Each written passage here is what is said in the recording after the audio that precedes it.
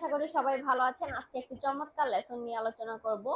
তো আমি যে অ্যাডভান্স রাইটিং নিয়ে ক্লাসগুলো নিচ্ছি সেটার পার্ট 11 নিয়ে আজকে আলোচনা করব। তো দেখুন, একজন ছাত্র পরীক্ষার আগের রাতেও পড়াশোনা না করে শুধু সময় নষ্ট করছিল।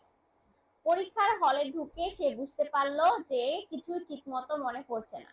তখন সে অনুতপ্ত হলো, কিন্তু ততক্ষণে অনেক দেরি হয়ে গেছে। ঠিক আছে, তো এখন দেখুন এটা একটা নরমাল সেন্টেন্সটা অ্যাকচুয়ালি কি হবে।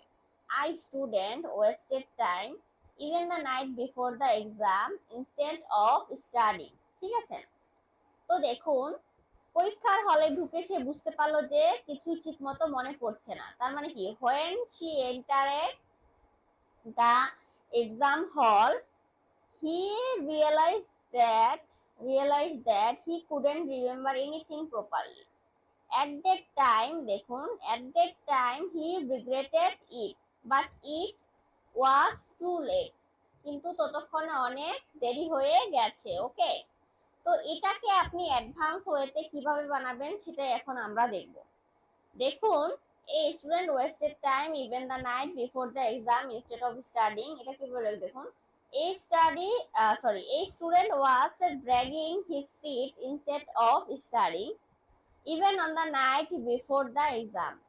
When he stepped into the exam hall, দেখুন, he found himself drawing a blank.